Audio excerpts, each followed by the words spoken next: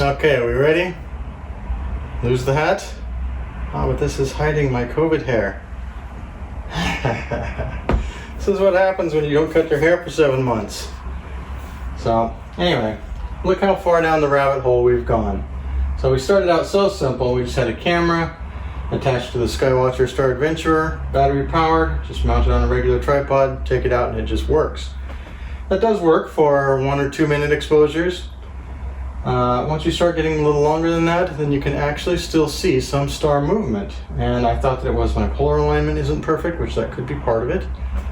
But I think just about as perfect as you can be, there is still some movement when you get up into the 3, 4, 5 minute exposures. So I decided I would try doing auto guiding.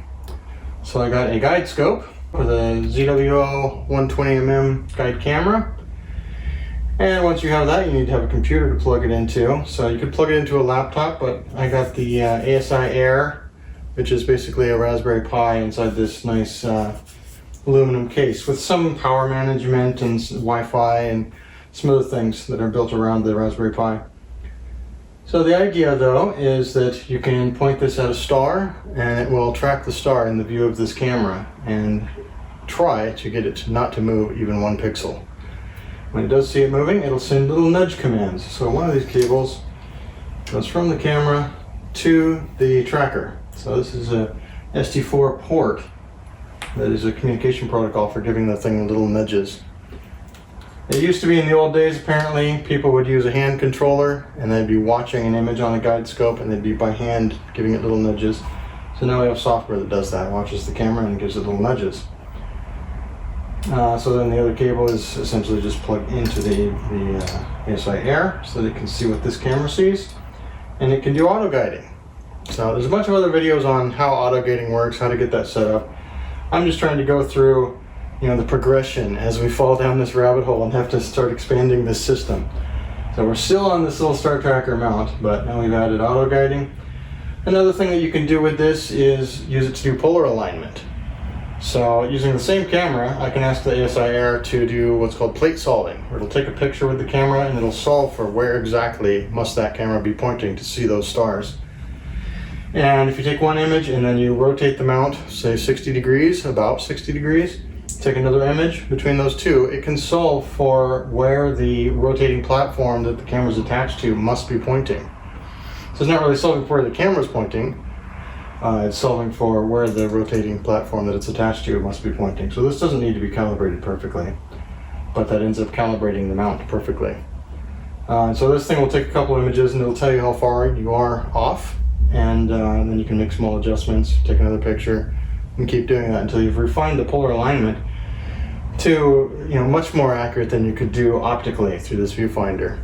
So you still kind of set it up by hand optically, visually, but to get it as close as you can, but then you make fine adjustments with this.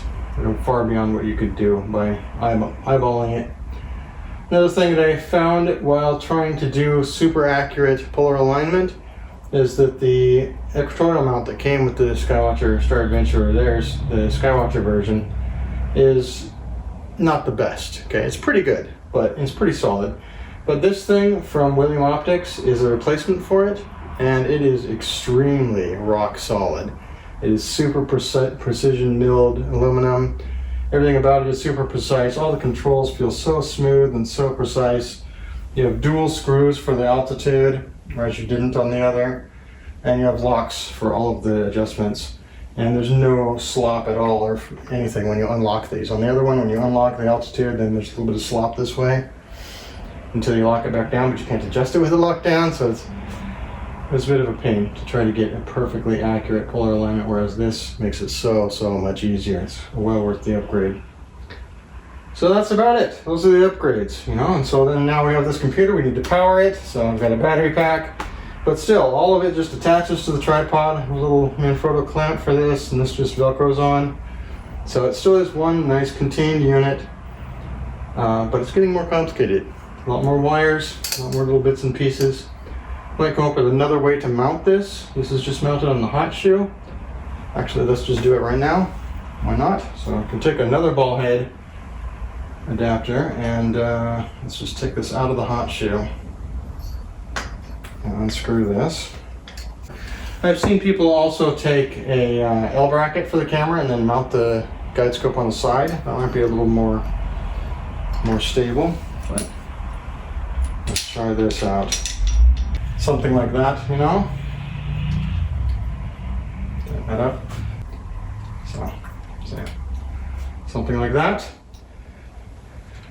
That's the idea. So the system's getting a little more complicated. It's getting a little crazy. Seems to work quite well though. I can take up to 10-12 minute exposures and I still don't see motion, which I think is not usual. I think that's really stretching it, and it seems to be working though. One interesting thing, a lot of people mount their guide camera to the top of a telescope, and so it's always pointing the same direction as the telescope. With this, you know, I can end up pointing the guide camera anywhere. So I can point it off to the side a little bit, which means if I'm trying to image something that's near the celestial North Pole, and so the stars in that area are not moving as much as they are further out, I can just point the guide scope further out and have no problem. I actually have had trouble with this pointing too close to the celestial North Pole. The stars aren't moving enough to do the calibration. So this lets you just point it anywhere. I'm not sure if that's the best thing to do. It's probably fine for this kind of a system, but maybe on a bigger mount, everything's more precise, longer focal length, imaging scope, everything gets, you know, more stringent requirements. And I've heard there's a problem with differential flexure, where as this thing moves, the imaging camera kind of flexes a little bit and the guide camera flexes a little bit, but they flex in different directions, and so it kind of appears to be motion when it's not. Or essentially, if you hold the guide camera perfectly steady with good tracking, that doesn't necessarily mean the imaging camera hasn't moved relative to it. So this kind of system may not be the best. In the future, I want to get a proper telescope, mount the guide scope to the top of it, and do that. It'll be one of the next steps. But this is pretty fun.